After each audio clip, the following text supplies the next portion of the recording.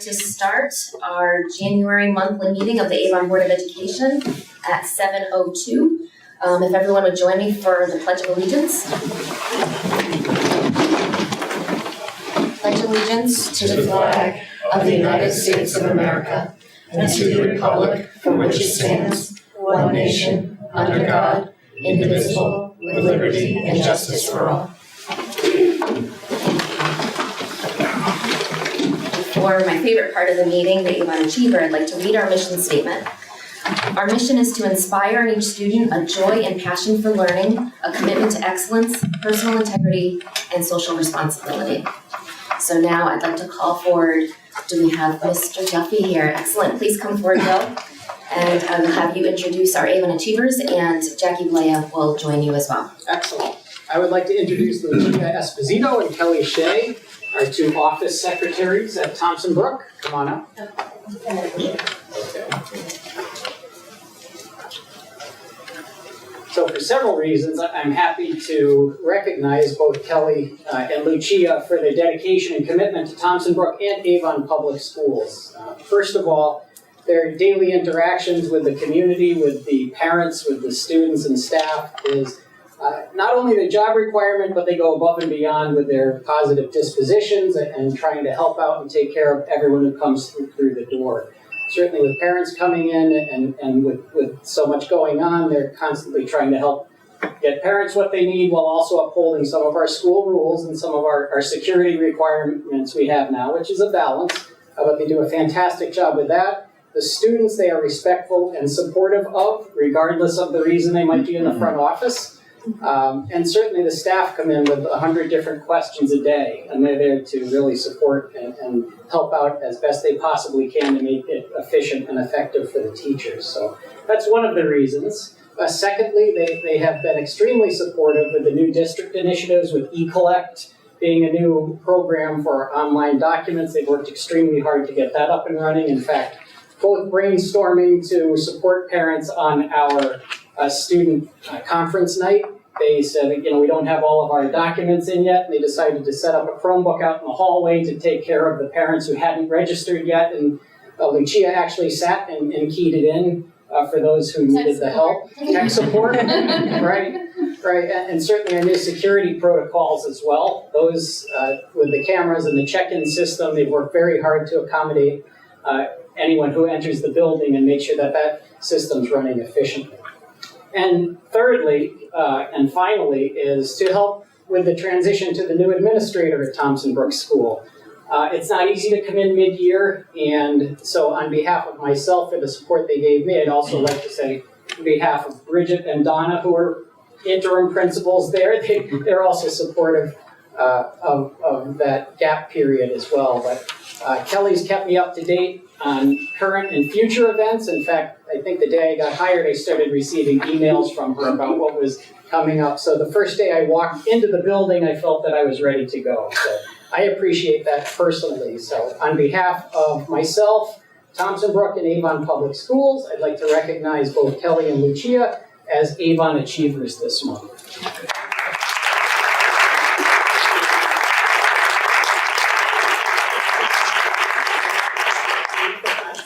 Thank you.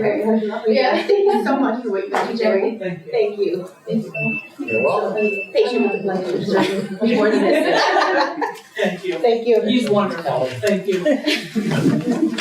I didn't pay her this year. Excellent, thank you so much. I'm thrilled to see Kelly and Lucia here. I had the pleasure of working with Kelly many years ago as PTO president, and everything was seamless. Always a smile on both of their faces. Just a joy to work with, and I knew Kelly's really savvy with the computer system, so she's just on top of everything. She was always in good hands with Mike. I'm thrilled that you're able to work with her, and she's able to work with you. We wouldn't be anywhere without our secretaries. And Lucia, you were sorely missed at the high school. That's all I heard when you moved over to Thompson Brook. See, there we go. So you definitely have both left your mark on this family, and we appreciate the time and the effort that you really dedicate. You go above and beyond. Kelly bakes and does all these wonderful things. So you just make the environment that much warmer, and we all appreciate that. So thank you so much to both of you for really being who you are. I'm sure that Bridget probably wants to say something since you were her direct staff as well. Through the chair. Thank you. I'll just briefly say, I've said it privately, but I'm glad to have the opportunity to say it publicly and express our gratitude as a district, but particularly, as you mentioned, Dr. Rusak and myself, who spent quite a bit of time there. And it isn't easy to be the ad hoc superintendent and assistant superintendent secretary at the same time that you are running the entire front office. And the two of you were a joy to work with and kept me and us organized and didn't miss a beat. And I couldn't have asked for any more support. And in fact, if the two of us were unable to be there and Ms. Salvatore was sick, I'm fairly certain both of them could have run the building in our stead and may have in some cases, depending on what the day looked like, because it was difficult, as you know, making the transition between the school administration from one to the next. So thank you very much. I'm eternally grateful, and I'm also very glad at everything you taught me about Thompson Brook and Avon Public Schools as a result of being able to work that closely with you for those 2 months. Thank you. Well, thank you. Well, we very kindly allow you or welcome you to leave if you would like, because we know this is your primary reason for joining us this evening. But thank you so much. It's freezing out, so bundle up, and we hopefully will see you soon. Thank you so much. Thank you. Thank you. All right, so I'd like to move towards approval of the minutes from the Board of Education regular monthly meeting of December 18th, 2018. Motion to All approve. right, Houston approves. Do I have a second? Second, yes, quick Jason comment. seconds with a comment. The bottom of page 4, there's a note about this year's budget. It says gross income of 2.08%. I think it should say gross increase of 2.08%, I believe. Thank you. It's a typo. Thank All you. right, excellent. On page 4, Gross. Bottom increase. of page. Oh, I got you. Even with this many sets of eyes was missed. Thank you. You're welcome. Okay, so moving forward with that amendment, all in favor? Aye. Any opposed? Abstentions? Okay, the minutes are passed. Before we move any further, we do have an amendment to the agenda that I'd like a motion for, so that we can add a piece to our executive session. We need a 2/3 vote to be able to add discussion concerning strategy concerning pending litigation. Do I? I'm So sorry. moved. Executive session. Yes, within executive session. So Laura raised her hand, so Laura, you can move. Houston, would you like to second? Sure, Okay, second. Houston seconds. All in favor? Aye. Aye. Any opposed? Abstentions? It passes, so we will add that in our executive session. Thank you. And now we are on communication from the public. So anyone who's with us tonight, Deb, if you had anything you'd like to come forward with, Mr. Macy? All set? All right, thank you for coming and joining us. Now, items of information. Our student reps are not here. I haven't heard from them. Have you heard from Amir or Addison? So, oh, that's very true. It is midterm starting tomorrow, so that would make sense if they do not appear. But if they do, is everyone willing to have them jump in maybe later on in the meeting? Okay, thank you. So financial report, Ms. Mashad.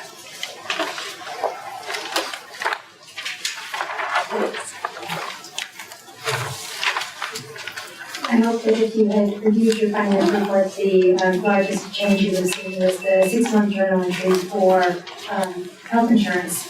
The employer portion of health insurance, which, as I explained to the finance committee last week, is just over $1.7 million. Additionally, the journal entry for the Cigna stop loss and ASO fees was made for the same duration, over $445,000. And then separately, we also made the journal entry for the employer retiree portion, same time period, $157,000 plus dollars. Again, as I explained to the finance committee, and this was recommended last year, in June, I will make another journal entry for the 5 months between now and May, and then the final naturally as June closes, so that we can maintain a better eye on that encumbrance. Thank you. Any questions for Heather? Thank you very much. Okay, so now committee and liaison reports, curriculum and professional practices. Jackie? We did not, we met in December. That was our last meeting. I believe our next meeting, and I don't have the date, I'll have to follow up and add that to the minutes. Unless somebody knows offhand, I don't know when it is. I think it's next month. I did want to say that before it was the curriculum and professional practices date, subcommittee, is it March? I have March 5th. I don't see one in February. February 6th. Oh, I'm sorry. Thank you. On a Wednesday? Tuesday. So 5th. Oh, wait, guess what? That's my 18 calendar. Keep talking and we'll look. Thank you. I wanted to give a shout out to some of the work that was done by the previous board and will continue through this new kind of configuration and this new subcommittee. But at CREC, we had the opportunity, there are board members at CREC from all around our region. There were probably between 15 and 20 regional board members present. And they were talking about some integration challenges, some racial inequities, and kind of how they can do everything better on their end and with more intention. And I was really proud to be able to share with them the work that the School Climate Committee did around in-town and out-of-town students and how we were acknowledging how we were really doing as an integrative district. They were really thrilled to hear that we were taking it on. It's not an easy thing to discuss, and every district there was really impressed and had a lot of questions for me about how that went, so I was really proud that we were able to have that discussion. I hope in the future that our subcommittee can revisit the focus of school climate. I think we will kind of naturally through some of the initiatives and discussions that we've already had at the different buildings. And I think we'll wait to hear from the CPDC about what you guys need from us as far as curriculum changes or direction, and we'll probably take that up in February or March. March 5th. Jeff is correct. Thank you, Jackie. That's good news. It's always nice to feel good about the work that we're doing. So thank you for sharing that. Finance, Jay? Our last meeting was actually relatively short, and Heather covered most of the information that's worth relaying.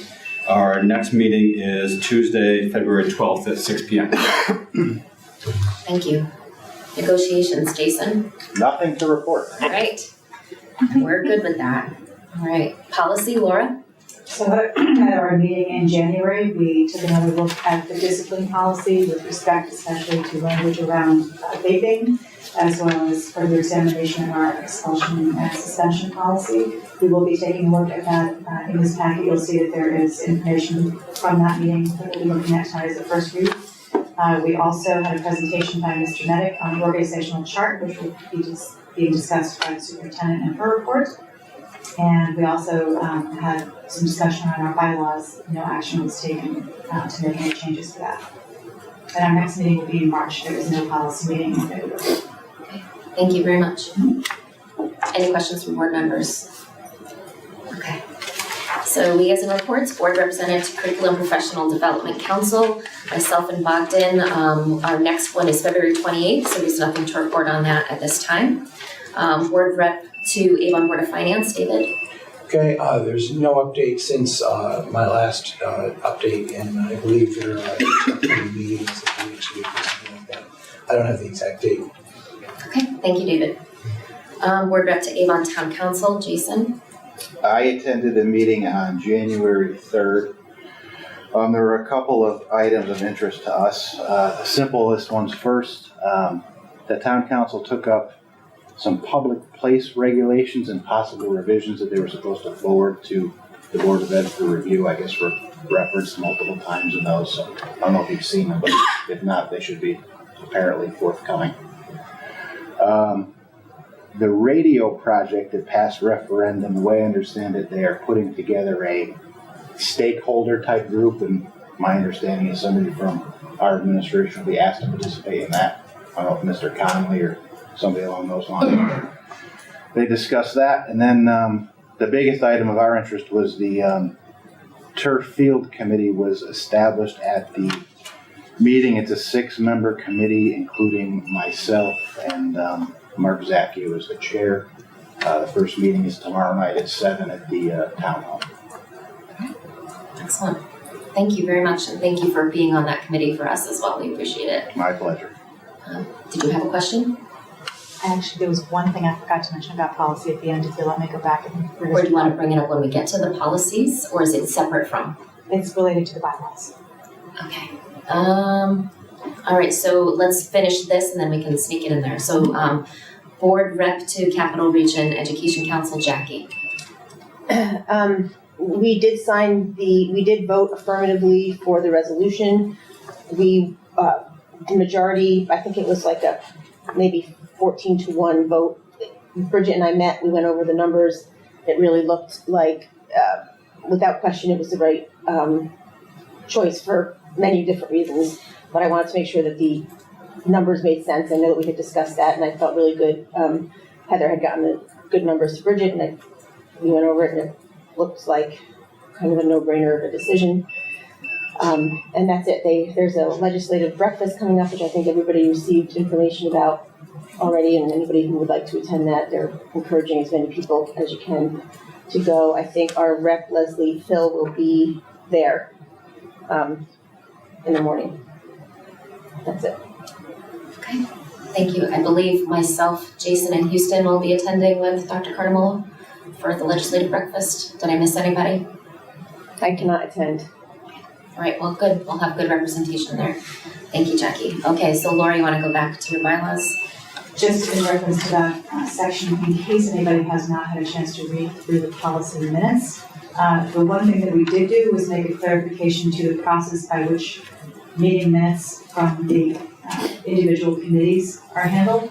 So from the point forward at which we had discussion, I should say, and made an update to the way we handle their subcommittee meeting minutes, they will be handed back to the recording secretary by each committee chair, and then they will be received by the board secretary. And that discussion is clear in the minutes.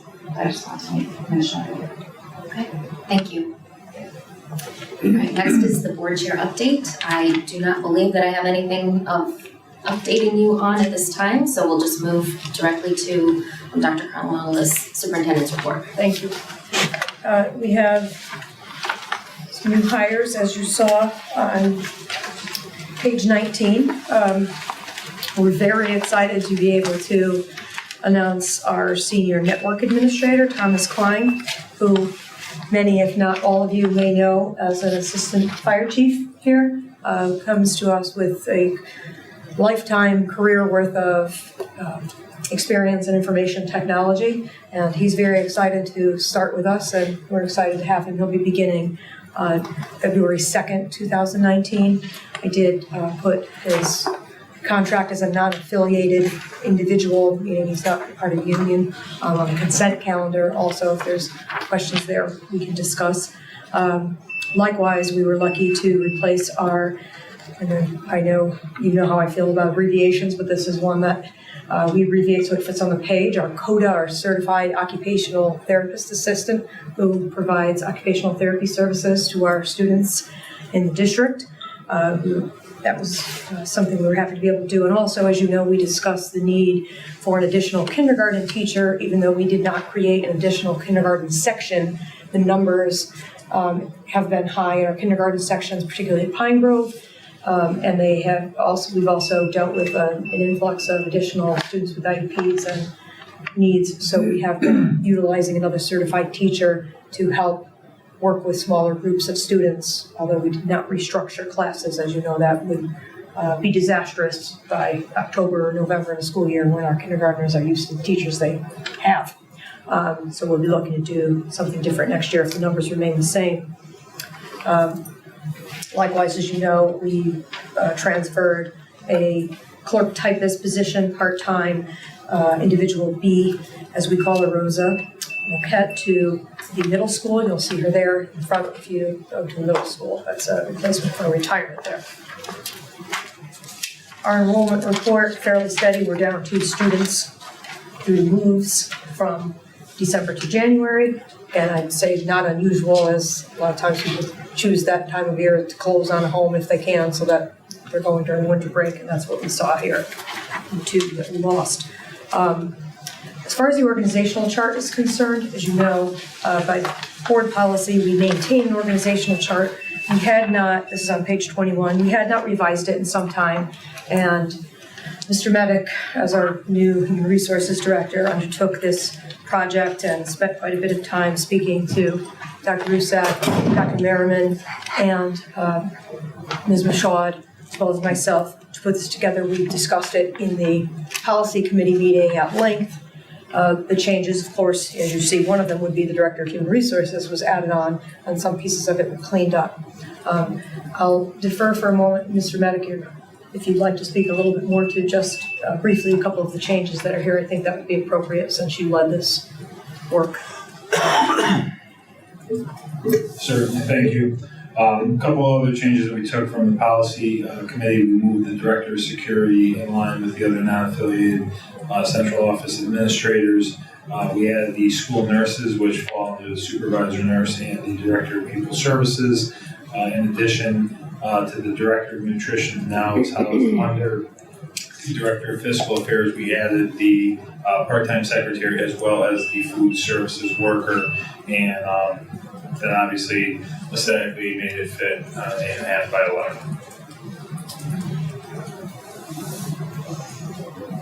Are there any questions or any more clarification needed?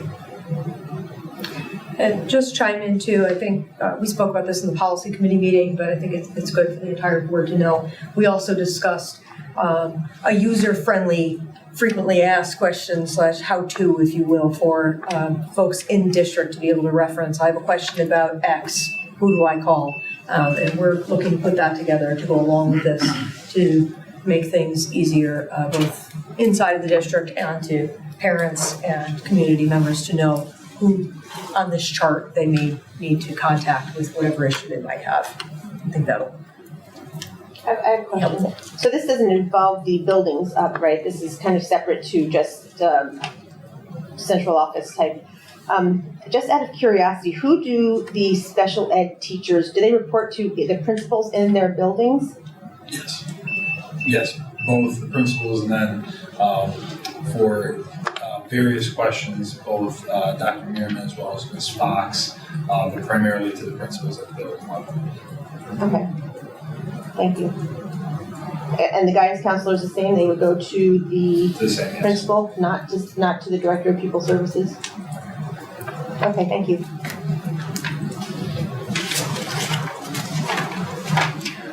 So this doesn't require an action, as you know, but we thought we should share it and have the entire board be on the same page, understand what we had discussed in the smaller committee meeting, since it's a part of the policy.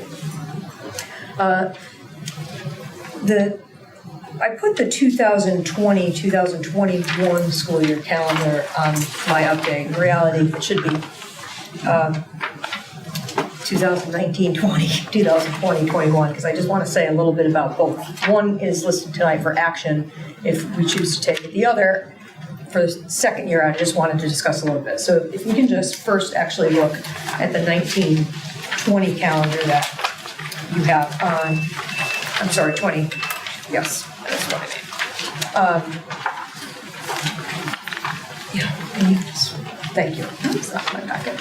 So first of all, there are a number of districts in the vicinity that put calendars out 2 years in advance. But I think there's even a few in the state that put them out 3 years in advance.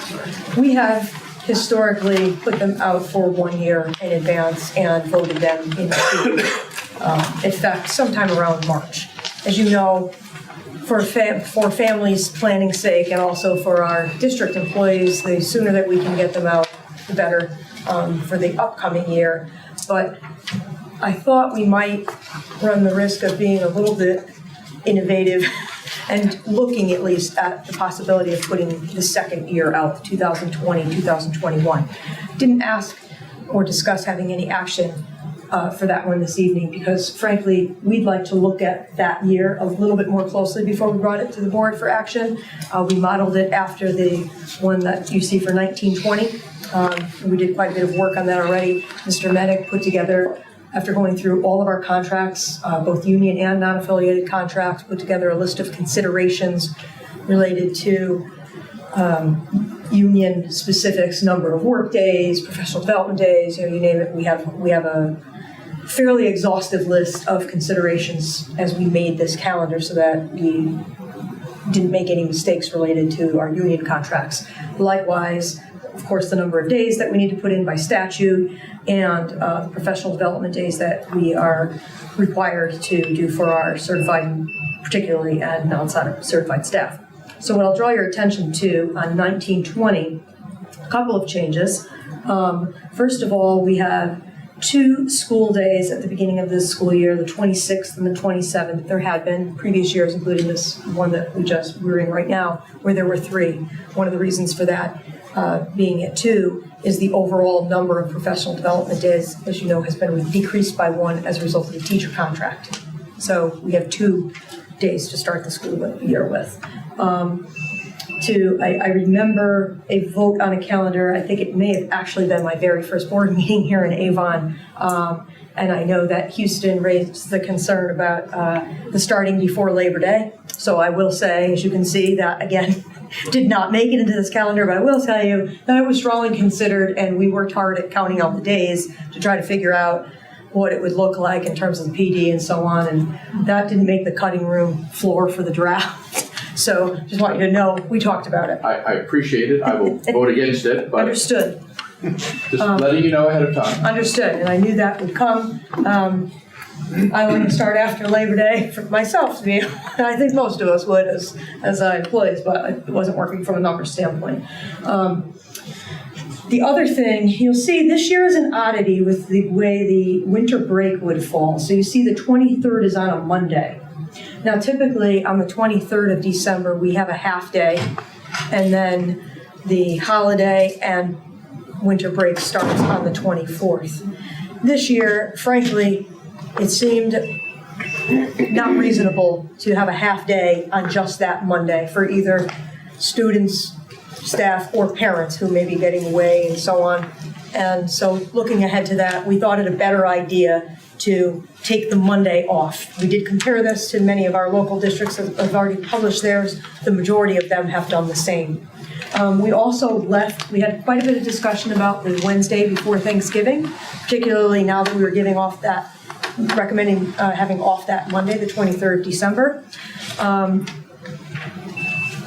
But we decided to leave it in. We had a lot of positive feedback about that, and given what we're hoping for in snow days, we left it as a day off because I think that was helpful to many of our families also, not having the half day, but having the full days off before Thanksgiving. If we need to look at that again in another year, we can do that. Or if you have feedback about it tonight, we're happy to talk about that. Those were things that we certainly did discuss.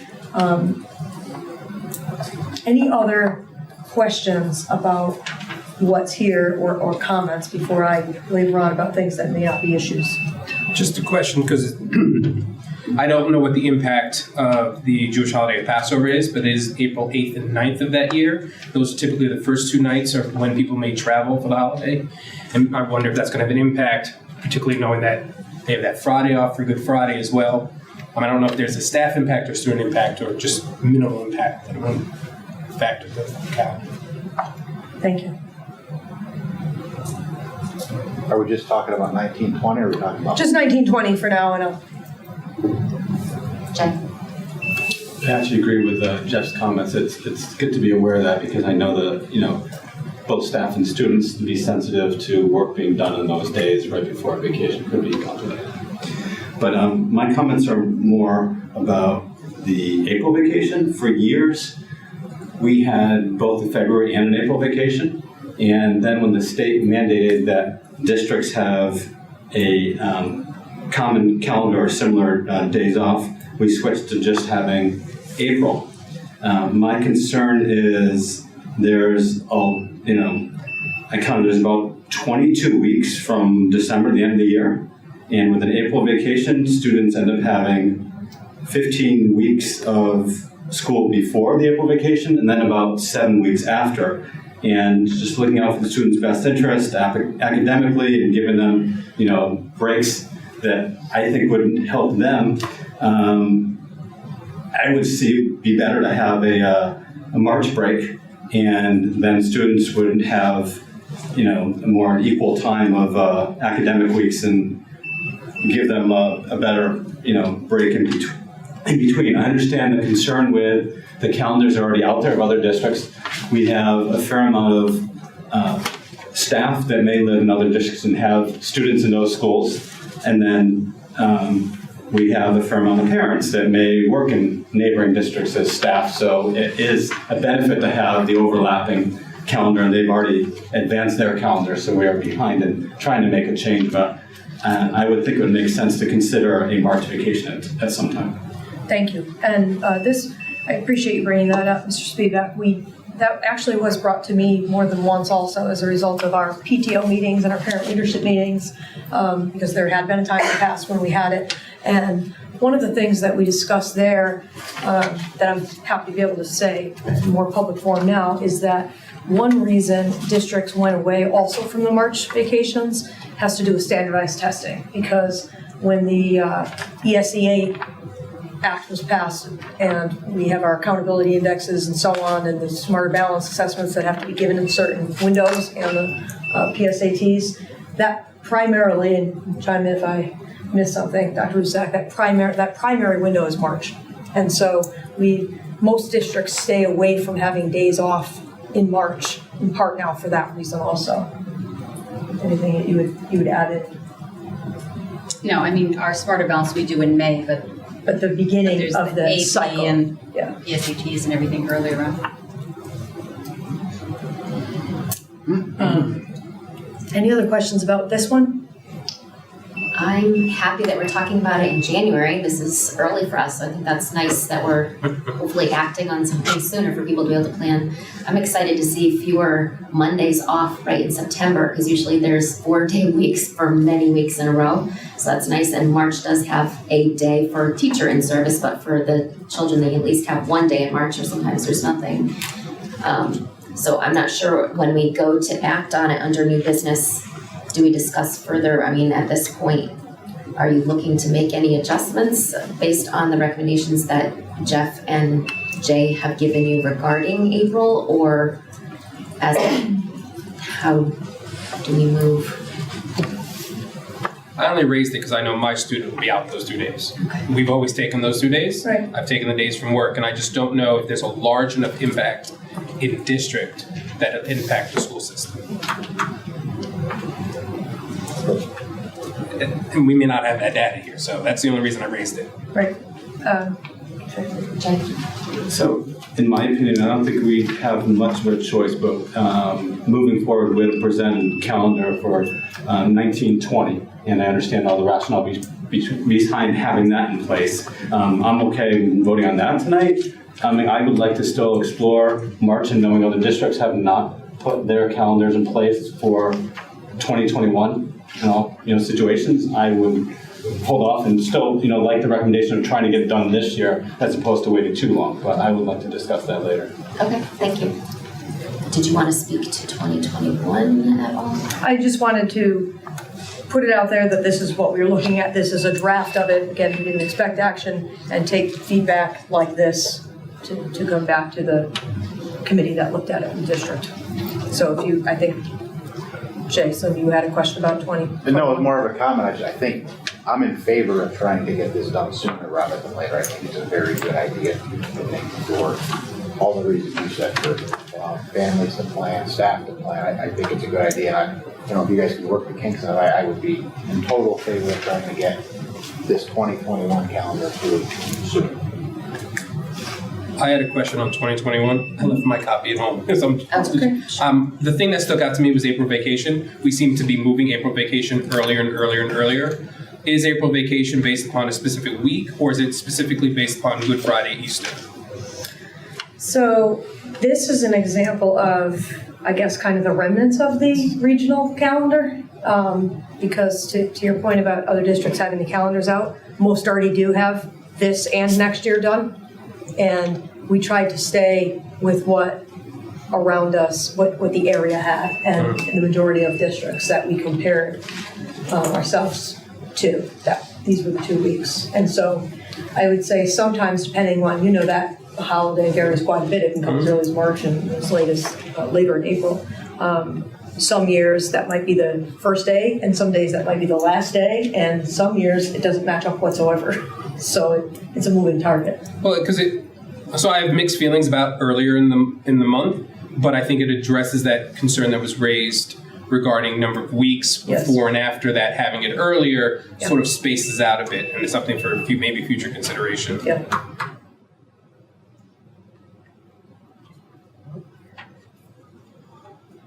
Any other questions or comments?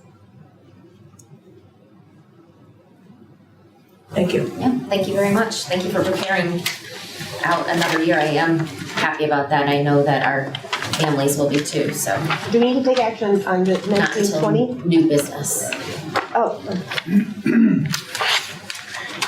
I just wanted to speak to it so you knew why it looked predictive. I think we're probably in agreement that if you are able to bring back the 2021 calendar for us to act on, that would be great. So, okay, so now we move to consent calendar. Can I have a motion to approve consent calendar? Anyone have anything to take off? Okay, Jason moves. Do I have a second? second? Second by Jackie. All in favor? Any opposed? Abstentions? Passes unanimously. Now new business. So we move to policy 5144, discipline, first read. Laura, did you want to speak to that? There is quite a bit of language here that was examined, not only by us in committee, but also by our board attorney.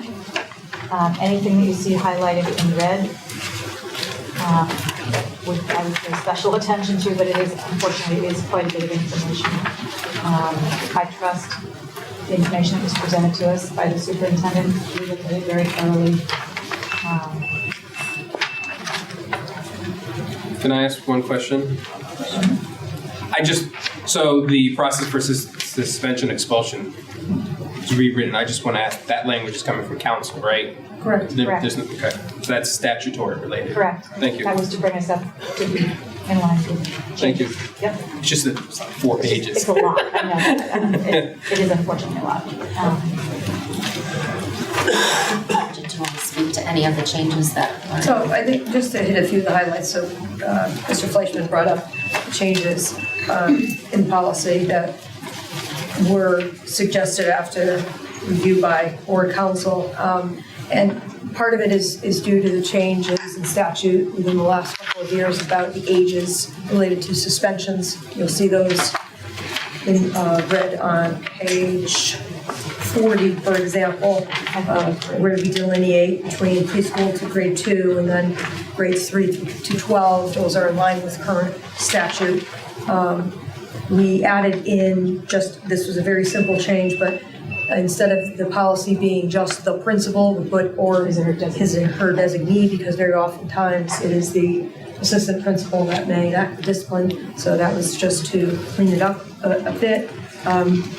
And as we've been advised to do, and many other districts have also done, we further defined electronic nicotine delivery systems, e-cigarettes, vapor products, as part of the possession, sale, or use of tobacco, because they are a form of tobacco, but they weren't delineated as such in the policy, because it was a 2018-19 sort of problem. The other piece that I would point out, we did also, after some discussion with the policy committee, add in a line which is just to make clear, I think, to students, parents, and our constituents as a whole, that being subject to discipline actions at the school level, of course, is a requirement via our policy and in many cases statute. But the other piece of it is that if students engage in illegal conduct at school and at times outside of school, particularly when it has to do with a weapon offense and felony, for example, they subject themselves to the possibility of legal consequences. And we wanted to be clear, we had this conversation as a committee in the policy that was the case. There are certainly folks that would say, well, that's obvious, you engage in illegal activity, you might be subject to legal consequences no matter where you are, but we thought it would be fair and fitting to put it in the policy. So if you look on page 52, under Roman numeral 12, all of that is red because that is an addition. It's just to make everyone aware that in addition to potential disciplinary consequences at the school level, misconduct that also violates the law may lead to legal consequences, including but not limited to referral to law enforcement and/or the Juvenile Review Board, referral to court and/or arrest, and may affect immigration status. Majority of that also was counsel related with some add-ins, board counsel written in some add-ins from the policy committee. So I know this is here for a first read, and there are a number of changes. That is the highlights of the changes. And also alternative education for students who think as well. Is another area that we looked at more specifically to make sure that our policy is in line with recent changes to state because state statute has changed regarding alternative education. So a lot of it is lengthy for that very reason. It needs to be in line with the changes that we made at the state level. It is a first read. Does anybody have any questions? Jackie? I do. So when we have a policy like this, I don't know, it's not subjective, doesn't seem to be the right word, but it's applied appropriately, or there's some judgment used by administrators when you have a policy like this? Or once you have a policy like this, is it kind of a hard and fast, so anybody caught smoking in the bathroom, that's illegal? Now there's, you're coming up for suspension or expulsion? Or is this a policy that is implemented in a Discretionary. Yes, I guess that's a good word. Or do you mean the policy as a whole? I just want to make sure. I guess the policy as a whole. I mean, in particular, I've had interest around that other topic, but I guess as a whole, what does this, in real life, how does this get implemented in a public school and at the high school? So any policy in real life has its discretions associated with it, right? I would start by saying that. I would say that because it's all in who's enacting policy and what the specific circumstances are. Some are hard and fast. You know, we, for example, go out to bid X dollar amount and so on with purchasing policy, but particularly when we're dealing with students, I think there's always a deal of discretion that's inherent. So in a disciplinary policy, there's definitely discretion inherent because, for example, we don't outline every single step of what disciplinary consequence any particular offense might bring, in part for a reason, because there's always, like in the real world, mitigating and aggravating circumstances. And so, for example, we might have a student who violates some piece of our discipline policy that has an IEP, a student who's a special education student who has some behavioral pieces written into their IEP. We follow that in advance of following some of what might be in a discipline policy. When it comes to, and we should by the law. When it comes to, for example, the ages at which students can be given out of school suspension, there's no discretion in that. That's a hard and fast statute. We're not suspending a 3-year-old for 10 days out of school, generally speaking. That would be a sign of another problem that we needed to look into. So as a whole, I guess as a general umbrella statement, that's what I would say. Specifically to the concern, I think, related to the legal involvement, because I think that's part of what we're talking about. There is some piece of discretion there, both on the part of the school administrators, but also on the part of police, and we see this fairly often. I mean, we see it in police exercising their own discretion in matters that don't have things to do with the school at all. And so one of the ways I think you see that, for example, is in the Juvenile Review Board process. There are cases that can be brought to the Juvenile Review Board, and they'll make a decision together between the school counselor, school administration, and the SRO, what cases would qualify to go through the Juvenile Review Board if a student did something illegal versus what might have to proceed directly into legal involvement.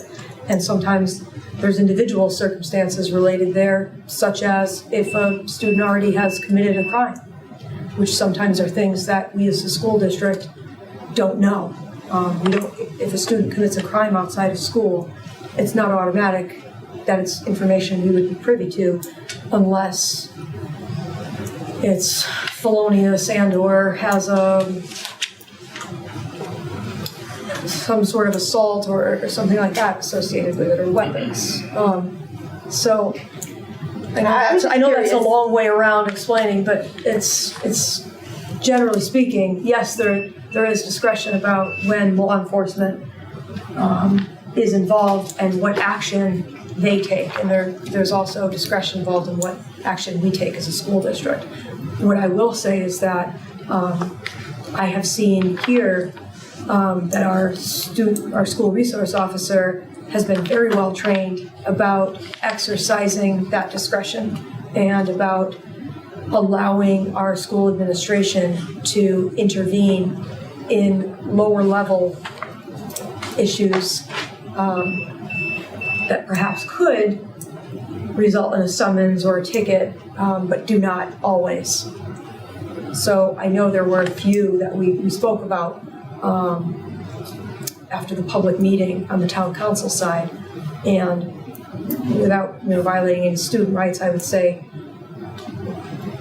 that there were conversations had between the school resource officer and the administration individually in each of those cases about the path forward. There were also students, in other words, that were referred to juvenile review, for example, instead of being given citations. But to be clear, the policy committee really is tasked with looking at the policy in and of itself and not the regulations and how the policies are carried out. So in that meeting, we are very focused on the language of the actual policy, not on the way in which the policy is carried out. Correct. I think it's an important question that people are asking. I answered, but that's the overarching. If someone else in the policy committee wants to chime in. I do actually share a lot of Jackie's concerns, and I do fully understand the difference between policy and regulation, but at the same time, understanding what those regulations are going to be.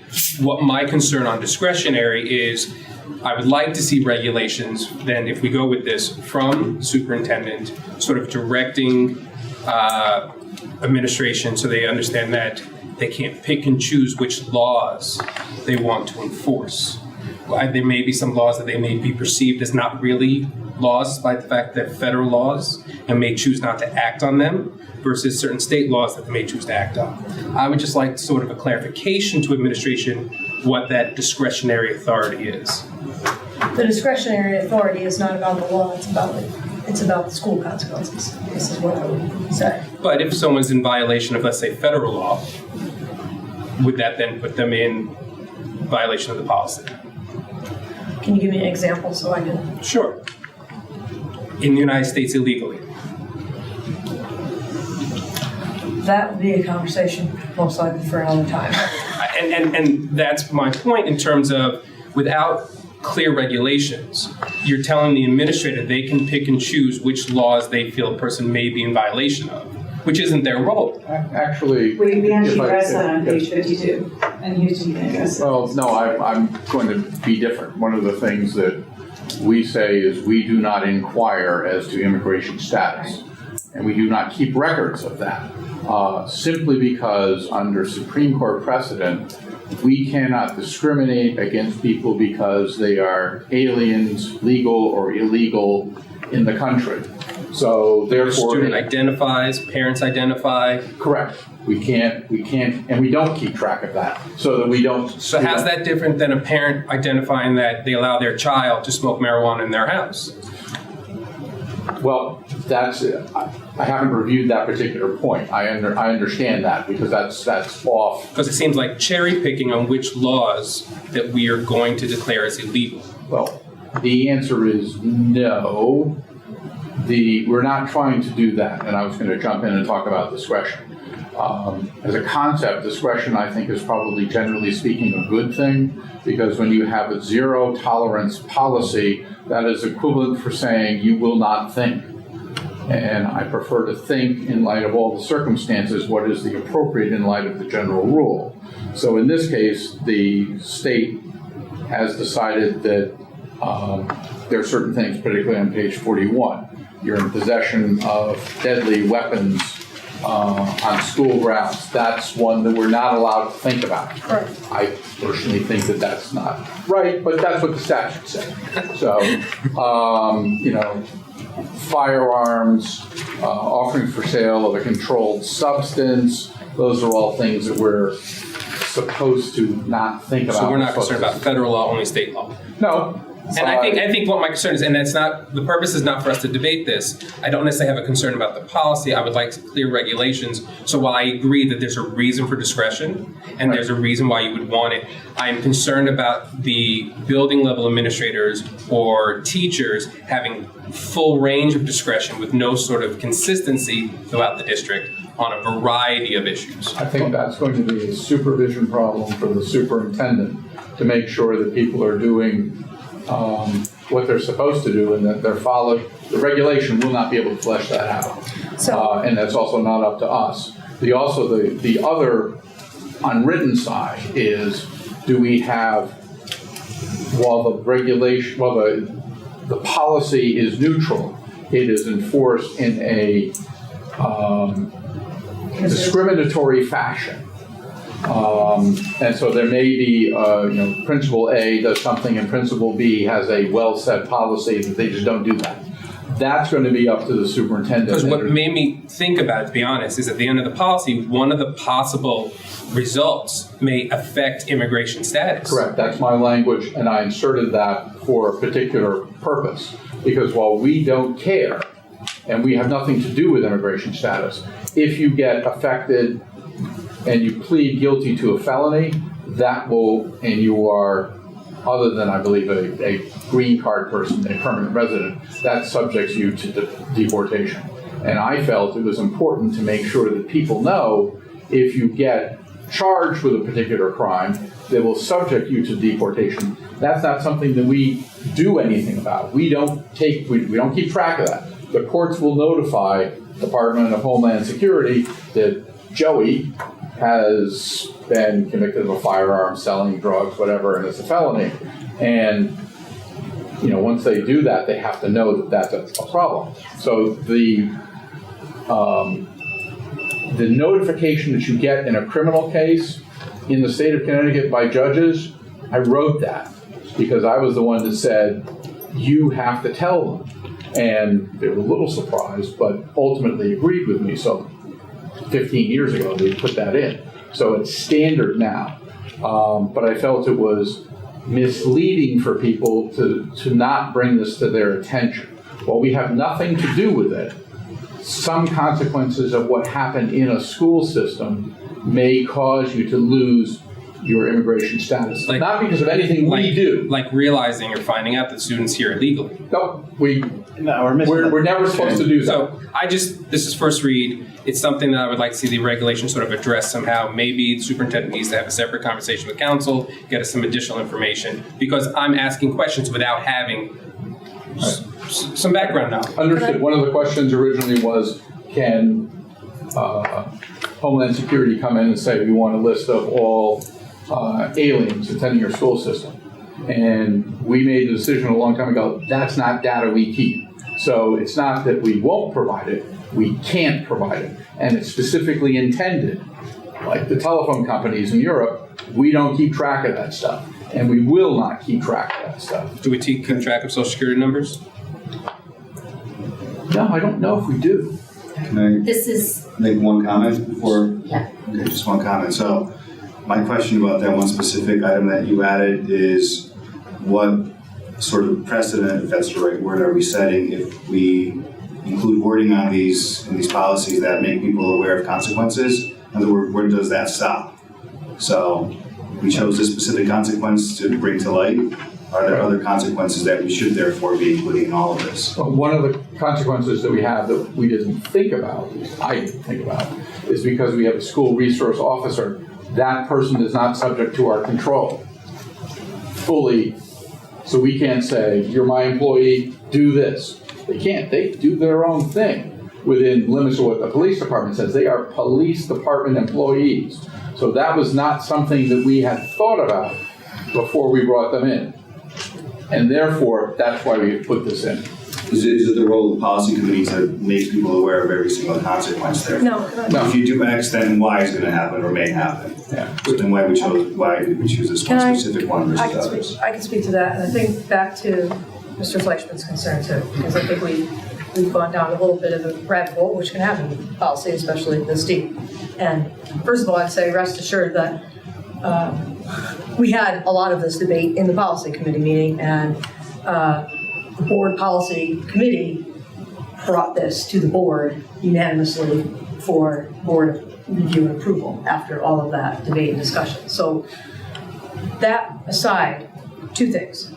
This is a discipline policy. It's not really about immigration status or the law, except as it affects discipline. So to your question, Bogdan, I think this addresses what you're talking about too, Jeff. There are pieces of state statute that address discipline policy within school districts, such as bringing in deadly weapons, such as having nicotine products when you're under 18. That's against the law in the state of Connecticut. Smoking on school grounds by any individual is illegal. So some pieces, we're talking specifically about students and what they might do at school or in certain limited cases outside of school that impacts the disciplinary policy in a school district. So to the piece you're talking about, that wouldn't play in. I understand why you brought it up because Houston inserted the immigration status language. And to what you're speaking to, Bogdan, that, I'll call it a disclaimer, so to speak, was added in specifically for that reason, because when you go through the policy, you'll see there are certain pieces that tie discipline in school to some outside possibilities. For example, to Houston's point, you bring a deadly weapon to school, by definition, what certain things are considered deadly weapons, it is an automatic request for an expulsion. That's by the statute. That would also be illegal to bring a deadly weapon to school. So that is it. The law, there's no discretion there. Generally speaking, the law is going to police are going to get involved if you bring a gun to school. So the policy committee determined as a result of all these conversations, and I brought it back to our board council and said, what do you think? We're thinking we'd like to put this language in. I know that's not the boilerplate language, but what do you think? And talked to two different people who work on these policies, both said, that's actually a good idea to put that in. I might recommend other school districts do the same. So as a result, Shipman may consider changing the model policy and including something. I can't say they'll include the immigration status that Mr. Putnam-Lowry put in, but that one. I think I appreciate Houston's input, I really do. But at the same time, I have a reservation about us creating verbiage that is not aligned with other districts and that may open us to additional lawsuits because our policy is not tested in the courts. And that's my larger concern about creating our own Avon policy. Well, that would be specific at this point to the immigration status. And again, the policy committee referred that forward. I would feel more comfortable if we maintain what is considered more run-of-the-mill statewide. And I would yield to our council for what that verbiage is. So I'm not sure I heard the direct answer, but I guess my example would be, do we make the community aware that doing X, Y, and Z may lead to something on your permanent record, for example? And do we talk about every single implication of every single action on here? Have we thought through all of those? I know it says it may not be limited to debate. Right, so then why do we choose some versus others, I guess is the question. Probably because it's a hot topic, nationally. I think one of the reasons that I got involved is because of the 1965 Vienna Convention on Consular Relations. And the interesting thing is when I chatted with the State Department about it, they are convinced we're the only state that does it right because we got concerned about it. We talked with the Judicial Department on how to implement it, and no other state does it that way. Okay, can we cover everything? I think the answer is no. And I think things change too much. and it's difficult. The world is so open-ended. I don't think it's possible to have a closed description of the world and its consequences. But I think this is a hot enough topic that people are not going to think about it automatically. And it was just intended to say, oh, maybe I should have this in the back of my mind. So maybe what I'd recommend is think about something that's even more relevant potentially that we didn't list on here, like a permanent record. Can I speak to that?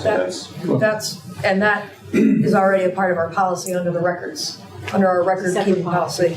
It wouldn't say it here, but it says it there, the kinds of things that remain in public permanent record. And I understand why you're saying that, Bogdan.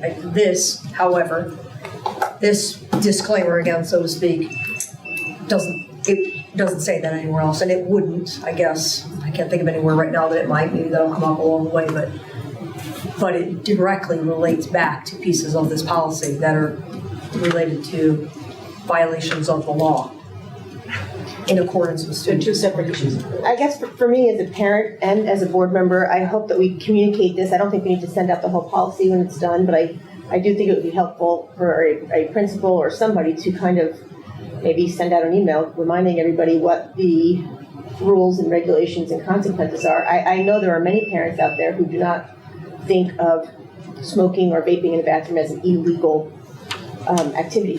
I think, and I actually like Houston's added language because it's kind of an extra reminder where these things can lead, and there's some pretty serious consequences for some students that can happen. So I guess that's what I would ask as we look at this again at the next meeting. I hope it's somehow communicated. We should give people a heads up anytime probably we're talking about discipline, but in general, I think it would be helpful to parents to hear from administrators, hey, you might just want to take a look at, our new discipline policy so that you're fully aware of what the consequences, and your child can be fully aware of what the consequences of your behavior. I think this certainly should be put out to district families when it is, well, first of all, it will be on the website, but I think it also should be communicated proactively. Because this is a policy that directly impacts students. This is a change in a purchasing policy, for example, where you can find it online, but it only applies to whom it applies to. As I recall, part of our discussion was that it was going to be looked at, particularly at the high school, as it relates to the student handbooks, to make sure that the student handbook is completely up to date, that there is one current handbook that reflects current policy. So I believe, but even a handbook for some parents, it's like it's a dinner table conversation to say, hey, Johnny,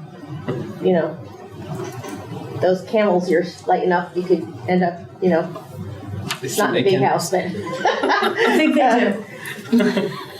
Take it seriously. That's all. Thank you.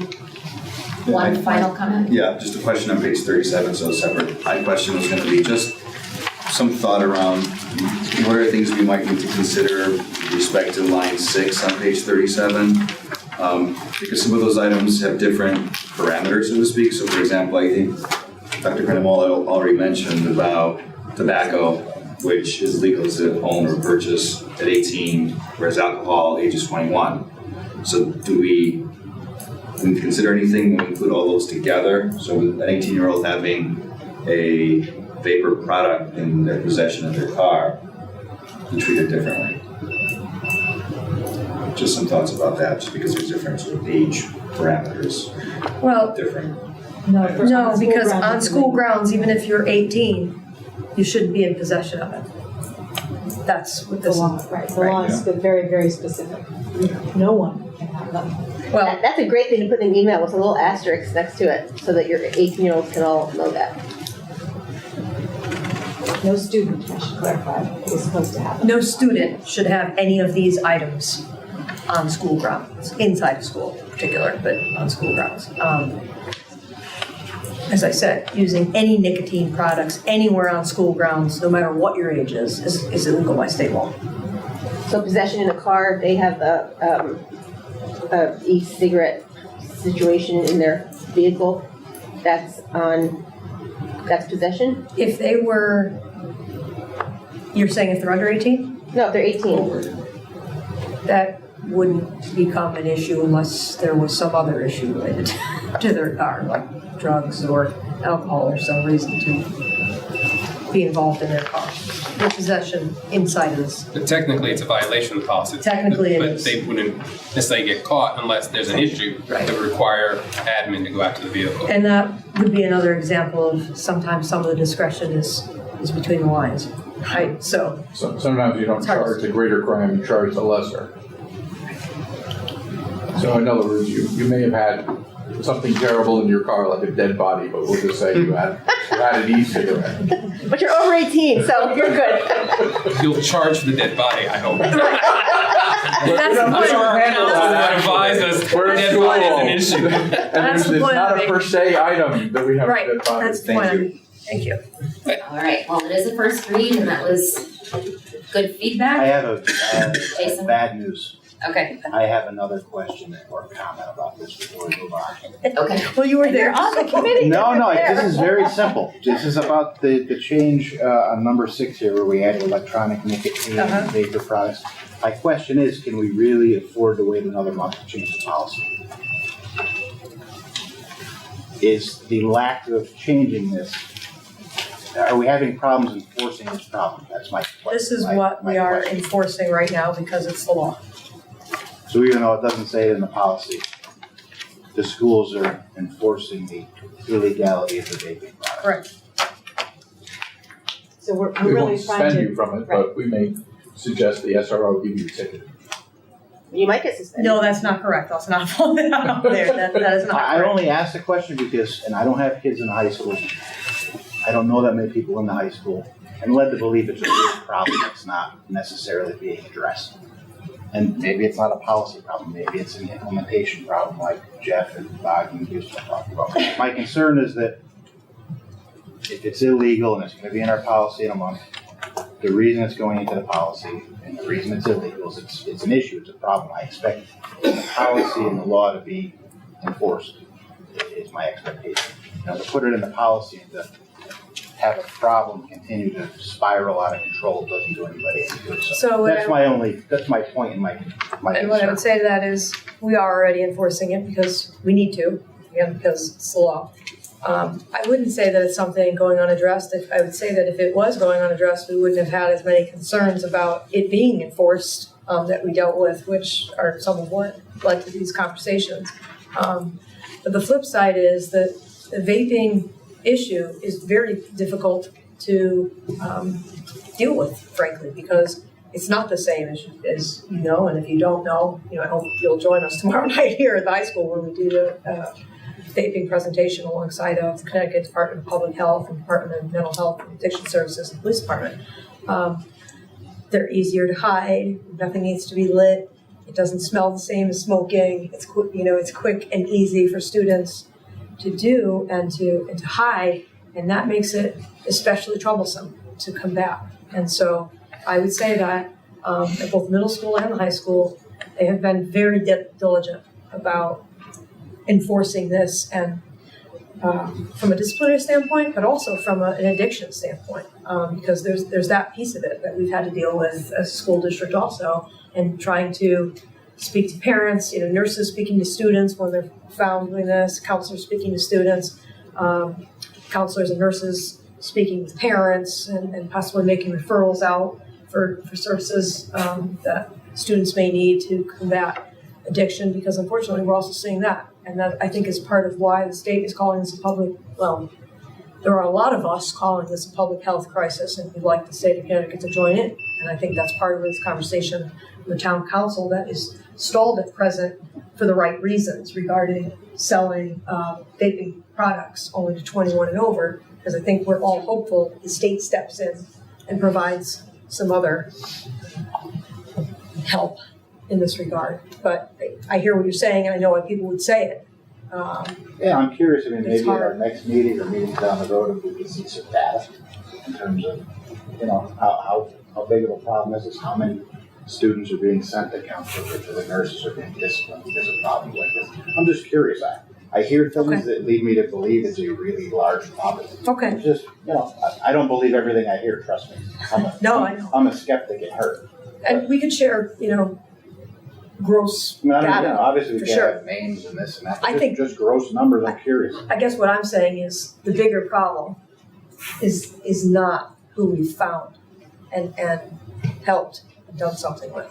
It's the others that we're not connecting with and catching. That was, so I can bring those numbers, but I guess my point is. And to me, Eddie, that goes kind of much to my point. I think to the others that we're not connecting with or catching is when really the discipline becomes more important. I believe. So, that's all. Thank you. I had. I just want to say the feedback at my house from my kids is that it's actually been really taken very seriously this year at the high school, at least. That's what I can speak to, and that there have been more, I don't know what the right word is, but it seems like there have certainly been more interventions this year. Yes, more interventions. Absolutely. That's Consequences, interventions. right. Thank you. All right, thank you. So moving to the proposed 2019-2020 school year calendar, we already had some discussion around this. I think if we could take action on it. Any other questions or comments? All right, can I have a motion to approve the 2019-2020 calendar? Sure, I'll make the motion. Okay, Jason will move. Do I have a second?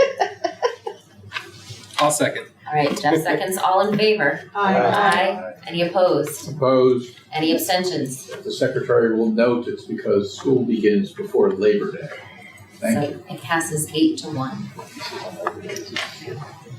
Proposed 2019-2020 Board of Education budget. We had I would say it was a pleasure actually having our meeting last week. It was nice to do it all in one evening. I thought it was handled incredibly professionally and well. Everything was succinct. It all made sense. It was lined out exactly to a place where we could comprehend what the changes were, and to come out with a number of 1.96 is incredible. So I'm very pleased the direction that we're taking, but I wanted to allow other board members if you had any questions or comments before acting. I have two last questions. First one I think already. Do we have the memo of understanding from the teachers union on the Confucius Institute? We have the agreement for one more year. For one more year? We will have to come back to discuss this again. It's not an unlimited agreement. It is an agreement for a year. For 1 year, so that 55,000 line item will cover the contract with Confucius gets 2 teachers that'll cover middle school and high school. Or in grade 6. In grade 6, okay. The second question, I just want to follow up on the other question I had regarding the snow removal of $14,000. My only other question is, do we anticipate or do we have an understanding from the maintainers and custodians that they won't see that as a violation of their work? There's a provision in their contract that allows us to subcontract. I just wanted that clarification. Other than that, my only other comment is considering that we've had the teacher's contract as well as 2 other contracts negotiated. I thought you and your staff did a wonderful job sort of identifying what's needed given these budgetary constraints. Thank you. Jen? I'd like to make a motion. So I'll make a motion to adopt a 2019-2020 Board of Education General Fund gross budget in the amount of $58,605,549.10, having a gross increase of 1.96% over the prior fiscal year. Do I have a second? Second. All right, Bogdan seconds. All in favor? I have a question, actually. Okay. I just wanted to make sure I understood. Does this mean also that we're not covering Chinese below 6th grade anymore? Thinking this year, I think we stopped. I just wanted to make sure I understand that that's correct. The teachers union made an agreement with me for the year that we're in, if you remember, via an MOU to continue with the way we have it right now, which is no longer in the younger grades. And they've agreed to continue the current model from 6th grade forward. Actually, it's 5th grade this year, but we're moving to 6th grade next year to continue on where the students have already started, because our 5th graders this year will be able to continue next year. But we're looking at it as a result of our conversations and the fact that we have a 1-year agreement as a way to potentially move it forward, that it might be a middle school and or maybe high school only program, particularly if the expense of it is going to fall on the district in coming years. So we're 5 through 12 in this year. Next year, we're looking at 6 through 12, and that's the agreement I have with the teachers. And so currently, the students that had taken it before in, say, Getting nothing. Nothing. There's left out.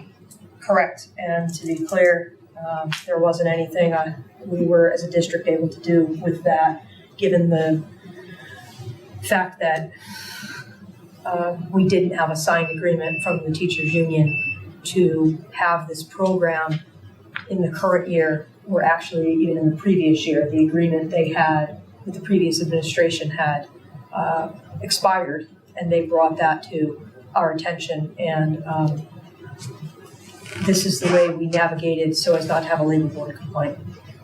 Okay, Laura, you had a question. So I totally support the budget. Incredible work, what was done to make this commitment the way that it has. I had a question about the PowerPoint presentation we got at our special meeting under Object 100, salary highlights. If there's some way to add in as we go forward and present this to the Board of Finance and the Town Council, a line item that would show the non-certified administration, which I think we talked about a little bit, particularly as it relates to the new organizational chart. I think that's an important piece that's missing here. Understood. Okay, so we had our motion and our second. We try to vote again. All in favor? Aye. Any opposed? Abstentions? Passes unanimously. Congratulations. Thank you. Thank you. Appreciate all your work with us. Thank you. All right, now communication from board members. Anything else not left? So. All right, so communication from the public for those of you that, Deb, I don't know if you have anything you'd like to share with us now, having sat through our meeting?